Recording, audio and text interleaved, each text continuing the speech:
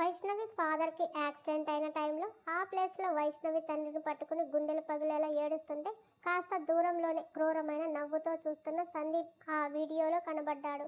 అది చూస్తుంటేనే సందీప్కి ముచ్చెమటలు పట్టాయి. నుదురు నుంచి చెమటలు దిగగారిపోతుంటే మొబైల్ ఆఫ్ చేశాడు.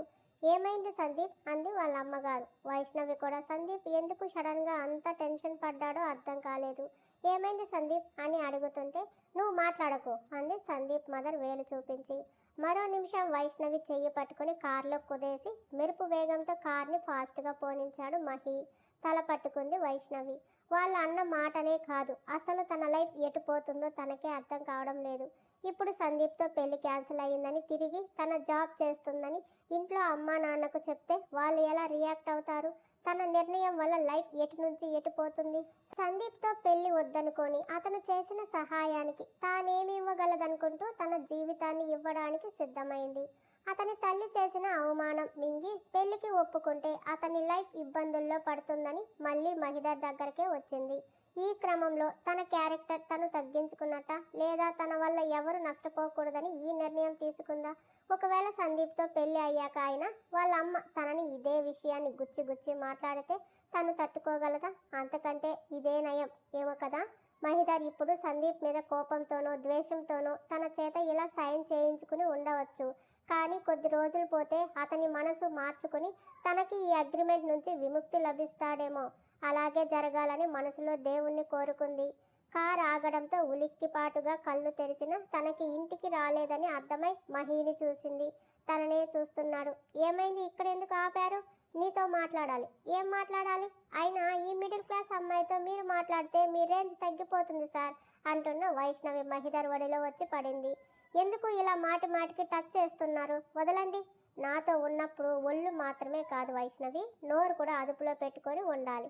లేదంటే దానికి పెనాల్టీ భారీగా కట్టాలి. నువ్వు కట్టడానికి కట్టేసి కొట్టినా నా దగ్గర ఏం లేవు. డబ్బు ఉంటే భయపడాలి, బంగారం ఉంటే గాబరా పడాలి, పోనీ కనీసం ఇల్లున్నా ఆలోచించాలి.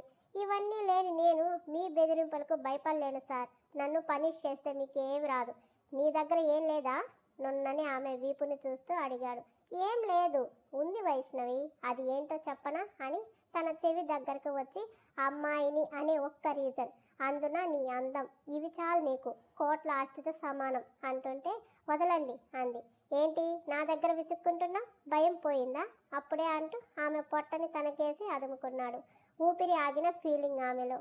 ఏదో ఒకరోజు ఈ అందం, నీ నోటి దూకుడు, ప్రవర్తనే నీకు ప్లస్ ఆర్ మైనస్ అవుతుంది. Just wait and watch Vaishnavi.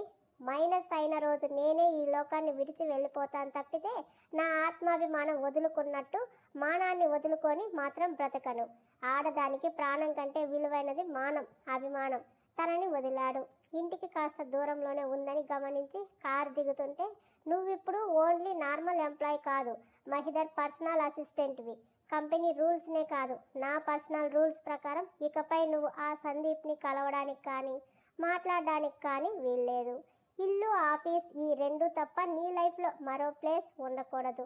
స్ట్రిక్ట్గా సీరియస్గా చెప్పడంతో తల ఊపింది. అలాగే అని అమాయకత్వము బాధ ఒలలాడుతున్న ఆమె ముగ్ధ నగుమోము చూస్తూ వెళ్ళు అన్నాడు. వెళ్ళిపోయింది. వైషు ఏమైందమ్మా, ఉన్నట్టుండి అలా వెళ్ళిపోయావు? మాకెంత భయమేసిందో తెలుసా? అసలు ఏమైంది తల్లి? ఏ పాపము తెలియని మనకేంటి ఇన్ని బాధలు అని రావడంతోనే కన్నీళ్లు పెట్టుకుంటూ ఎదురొచ్చారు ప్రసన్న గారు.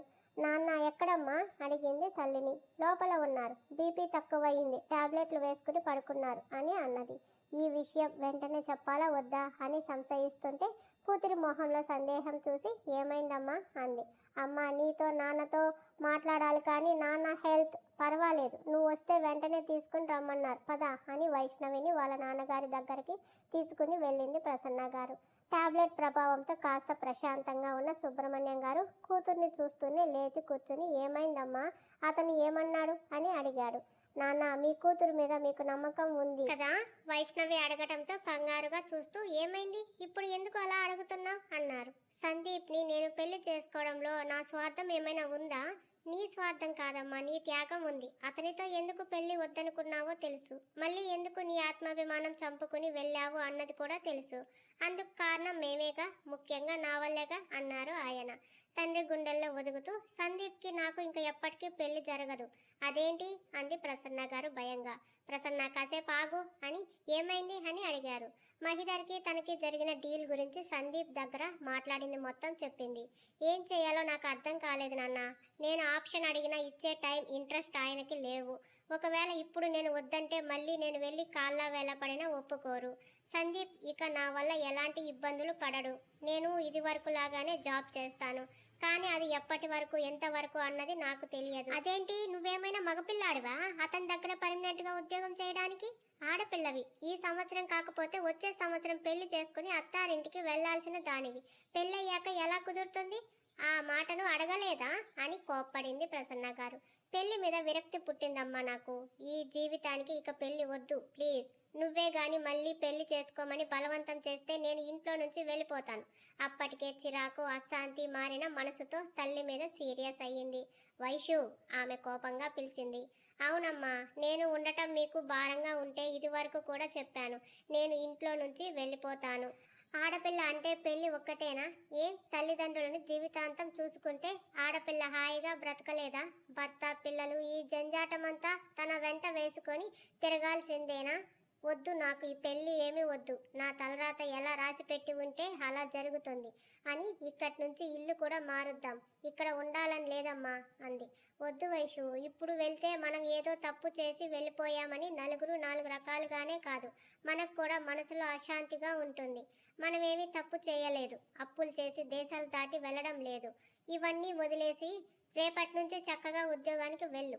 ఎవరితోనో గొడవలు పెట్టుకోకు. ముఖ్యంగా మీ సహ ఉద్యోగులని నీ యజమానులని ఎదిరించి మాట్లాడకు. ఆడపిల్లవు అనుకోగా అణిగి మణిగి ఉంటేనే మన జీవితాలు ప్రశాంతంగా ఉంటాయి. కాదని ఎదురు తిరిగితే మనం ఊహించని పరిణామాలు చోటు చేసుకుంటాయి.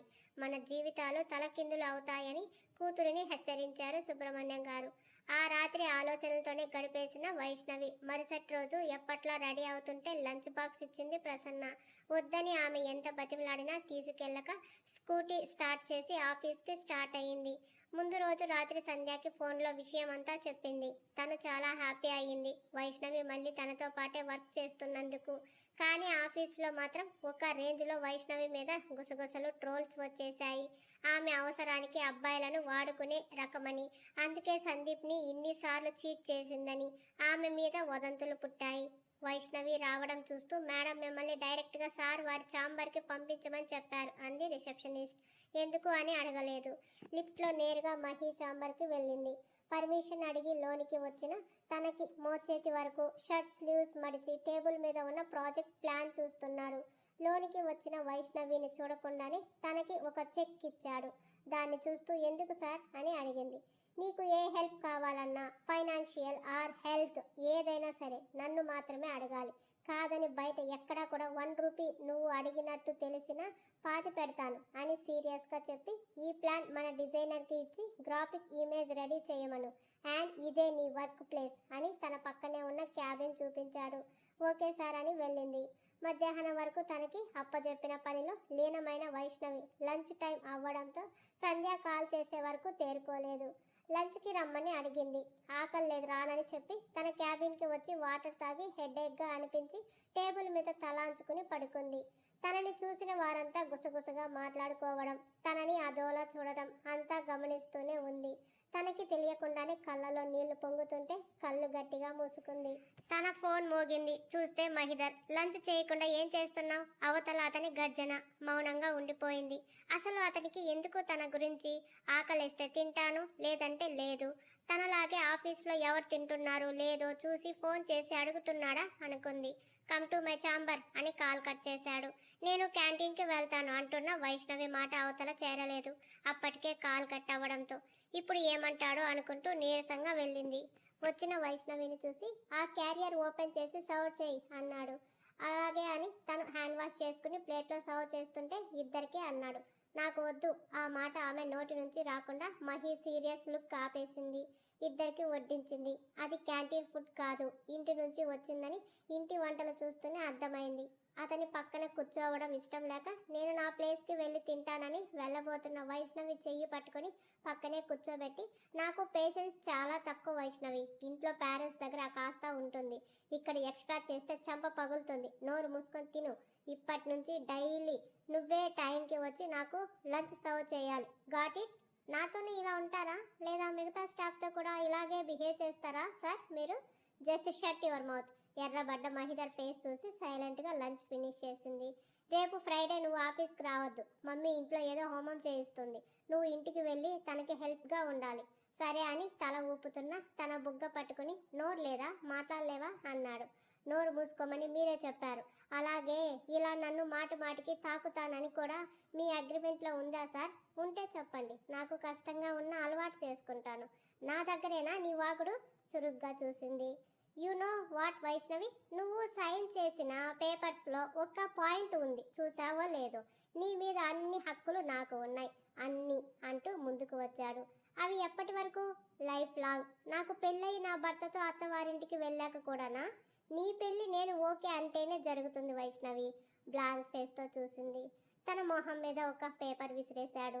తెల్లబోయిన వైష్ణవి పేపర్ చూసింది. అందులో ఇలా ఉంది: మహిదర్ ఇష్ట ప్రకారం అతను చెప్తేనే తన జాబ్ మానేస్తానని, అందుకు తనకి ఎలాంటి రైట్ లేదని చదువుతూ. కానీ ఇందులో మీనింగ్కి పెళ్ళికి సంబంధం ఏమిటి? అంటే నేను చెప్పే వరకు నువ్వు నా కనుసనలో నుంచి తప్పించుకోలేవు. నేనేం చేశాను మిమ్మల్ని? సందీప్ మీద కోపంతో నా లైఫ్ ఎందుకు రిస్కులో పడేశారు? ఏంటి వైష్ణవి, పెళ్ళి ఆగిపోయిందని ఫీల్ అవుతున్నావా? సార్ ఎస్ అంటూ తనని గోడకు అదిమి, నా లిప్స్ తాకిన ఈ హనీ పెటల్స్ని వేరొకడికి దొరకనిస్తానా? ట్రూలీ వైష్ణవి, నిన్ను ఏడిపించే ఉద్దేశం నాకేమాత్రం లేదు. నువ్వు సందీప్ పెళ్లి చేసుకునే అమ్మాయిగా మాత్రమే నాకు తెలుసు. అండ్ నువ్వు అనుకునే అంత మంచివాడు కాదా రాస్కెల్. సో వాడితో నీకేమైనా స్వీట్ మెమరీస్ ఉంటే మర్చిపో. నీ ప్రతి ధ్యాసలో శ్వాసలో నేనే ఉండాలి, నేనే నిండాలి. అర్థమయ్యిందా అన్నాడు సూటిగా చూస్తూ. అంటే నేను పర్మనెంట్గా పెళ్లి పెటాకులు లేకుండా మీ దగ్గర ఉండిపోవాలా? అప్పటి వరకు దూరంగా ఉన్న మహి ఆ మాటకు ఆమె నడుము పట్టి విసురుగా లాక్కొని, పెళ్లికి బాగా ఉబలాట పడుతున్నట్టున్నావు. ఏంటి వైష్ణవి, వయసు వేడి ఆగనంటుందా? ఉబలాటం నాది కాదు సార్, ఆడపిల్లని కన్నా నా తల్లిదండ్రుది. వాళ్ళు నాకు భారం కాదని చెప్తున్నా పెళ్లి చేసుకుని నేను అత్తారింటికి వెళ్ళాలని కోరుకుంటున్నారు. ఆడపిల్లగా మా అమ్మ నాన్న కోరిక ఇప్పుడు కాకపోయినా నెక్స్ట్ ఇయర్ అయినా పాటించాలి కదా. నీకు పెళ్లి చేసుకోవాలి అనిపించినప్పుడు నాకు చెప్పు, నేను హెల్ప్ చేస్తాను నీకు. అతనితో వాదించి తన ఎనర్జీ వేస్ట్ చేసుకోవడం ఇష్టం లేక నేను వెళ్ళొచ్చా అంది. గో. క్యాబిన్కి వచ్చి విసుగ్గా సిస్టమ్ ముందు కూర్చుందే కానీ మహిదర్ మనసులో అసలు ఏముంది తెలుసుకోలేకపోతుంది. అసలు ఎందుకు తనతో మాత్రమే ఇలా ప్రవర్తిస్తున్నారు? ఆఫీస్లో మరే లేడీ ఎంప్లాయ్ కనీసం మహి ఛాంబర్కి కూడా రాలేదు. కానీ తనతో ఇక ఊహించలేక, రేపు ఇంటికి వెళ్తే ఆయన ఒక్కరోజు ఈ టార్చర్ తప్పుతుందనుకుంటూ ఈవినింగ్ వరకు వర్క్ ఫినిష్ చేసుకుని వచ్చిన తనకి మహిదర్ ఛాంబర్లో కనబడలేదు. వెళ్ళిపోయాడా అనుకొని కిందకు వచ్చిన తన కోసం ఉంది కార్. డ్రైవర్ నిల్చుని ఉన్నాడు. నేను క్యాబ్లో వెళ్ళిపోతాను. సార్ కార్లోనే ఉన్నారమ్మా వినయంగా బదులిచ్చి ఫ్రంట్ డోర్ తీశాడు డ్రైవర్. మహిదర్ కార్లో ఉన్నాడని తెలియగానే మాట మ్యూట్ చేసిన వైష్ణవి సైలెంట్గా వెళ్ళి కూర్చుంది. ఫోన్లో మాట్లాడుతున్నాడు మహి. అతని వైపు చూడకుండా బయటకు చూస్తూ ఉంది. కార్ ఫ్రూట్స్ మార్కెట్ దగ్గర ఆపిన డ్రైవర్ తనకి అలవాటు అయినట్టుగా ఒక షాప్లోకి వెళ్ళాడు. వైష్ణవి తన ఫోన్ రింగ్ అవుతుంటే లిఫ్ట్ చేసింది. అమ్మ, దారిలో ఉన్నాను, వస్తున్నా అంది. వైషు, మీ అత్త వచ్చిందే అంది తల్లి ఆనందంగా. ఎవరేంటి పిచ్చి పిల్ల, మీ వనజ అత్త వచ్చింది. నిన్ను చూడాలని తొందర చేస్తోంది, త్వరగా రా అని. వైషు, ఇంట్లో పళ్ళు స్వీట్స్ ఏమీ లేవు, వచ్చేటప్పుడు తీసుకురా అని ఫోన్ పెట్టేసింది. మా అంటున్న వైష్ణవిని చూస్తూ ఏంటి అన్నాడు. అది మా అత్త వచ్చింది ఊరి నుంచి, ఫ్రూట్స్ తీసుకోవాలి అంటూ కార్ దిగి మార్కెట్లోకి వెళ్ళింది. అత్త ముఖం చిట్లించాడు మహి. వైష్ణవి అత్త సుబ్రహ్మణ్యం గారి పెద్దమ్మ కూతురు. ఆయనకు చెల్లెలు. ఆమె దుబాయ్లో ఉంటుంది. ఆమెకు ఒక కూతురు కొడుకు. పల్లెటూరులో పంటలు సరిగా పండక భర్త ఆత్మహత్య చేసుకుని చనిపోతే ఇంటి బాధ్యత ఆమె తీసుకుని తెలిసిన వాళ్ళ ద్వారా దుబాయ్లో పనికి చేరింది. పిల్లలు ఆమె అత్తగారింట్లోనే చదువుకుంటూ ఉండేవాళ్ళు. సుబ్రహ్మణ్యం గారు అప్పుడప్పుడు వెళ్ళి చూసి వస్తూ ఉండేవారు. వైష్ణవికి ఆమె అంతగా పరిచయం లేదు. 2 చేతుల నిండా కవర్స్తో వస్తున్న వైష్ణవిని గడ్డం కింద చెయ్యి పెట్టుకొని అలాగే చూస్తున్నాడు. ఆమెమో బక్కపీచు, కవర్స్ ఏమో బరువు. చచ్చి చెడి మోసుకు వచ్చి కారెక్కింది. ఏంటి అప్పుడే వచ్చేసావు, అన్నీ తీసుకున్నావా అని అడిగాడు. నేను మీలా రిచ్ కాదు కదా సార్, మార్కెట్ మొత్తం కొనడానికి ఏవో మా దగ్గర ఉన్న దాంట్లో జాగ్రత్తగా చూసి కొనాలి అంది. మహేష్ తిరిగి ఏమనకపోవడంతో డౌట్గా మిర్రర్ నుంచి చూసిన తనకి కాల్ చేసే కళ్ళతో కనబడ్డాడు. దేవుడా, ఈ కళ్ళతోనే చంపేసేలా ఉన్నాడు గురుడు అనుకుంటూ టక్కున తల తిప్పేసింది. అత్త ఎవరు? కంగుమంది మహిదర్ వాయిస్. అత్త? ఏ అత్త? మహిదర్ ముక్కు పుటాలు అదురుతుంటే చూసి బెదిరిన వైష్ణవి.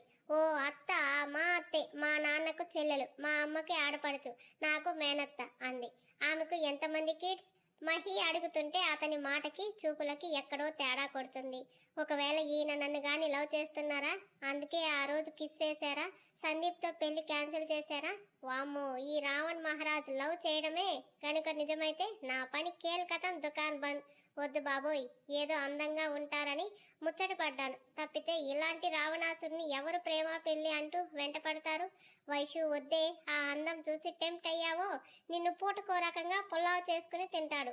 అంత అదృష్టం నీకెందుకు అని ఆలోచిస్తూ ఎలాగైనా మహిదర్ మనసులో ఏముందో తెలుసుకోవాలి అనుకుంటూ ఇన్ని రోజులు ఈ ఆలోచన రానందుకు, అటుగా ఆలోచించనందుకు తనని తానే తిట్టుకొని ఇప్పుడు ఏం చేయాలి అనుకుంటూ వెంటనే ఏదో ఐడియా తట్టడంతో, ఎస్ చెప్తా నీ పని. నన్ను ఆడుకుంటున్నావు కదా, ఇకపై గేమ్ నేను స్టార్ట్ చేస్తా చూడు. నువ్వు కనుక నాకు బౌల్డ్ అయ్యావని తెలియాలి, మిడిల్ క్లాస్ అమ్మాయి అని నన్ను ఏడిపించినందుకు, అప్పుడు చెప్తా నీ పని అని అనుకుంటూ, ఇద్దరు సార్, ఒక కూతురు కొడుకు. కొడుకు పేరు వినీత్, చాలా మంచివాడు, వాడికి నేనంటే చాలా ఇష్టం. ఇంకా నా ఆడపడుచు, తన పేరు సుకన్య, చాలా మంచిది అంది. మహిదర్ నుదురు చిట్లించడం వైష్ణవి ఓ కంట గమనిస్తూనే ఉంది.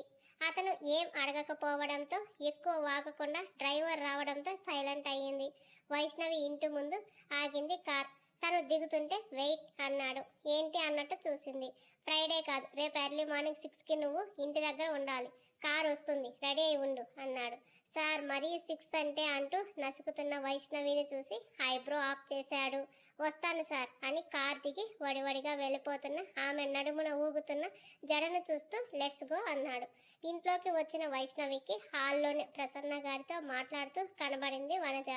కూతుర్ని చూసి లేచి వెళ్ళిన ప్రసన్న గారు వనజాకి వైష్ణవిని పరిచయం చేసి, వైషు మీ అత్తయ్య అంది నవ్వుతూ. చిన్న నవ్వుతో ఎలా ఉన్నారత్త అంది.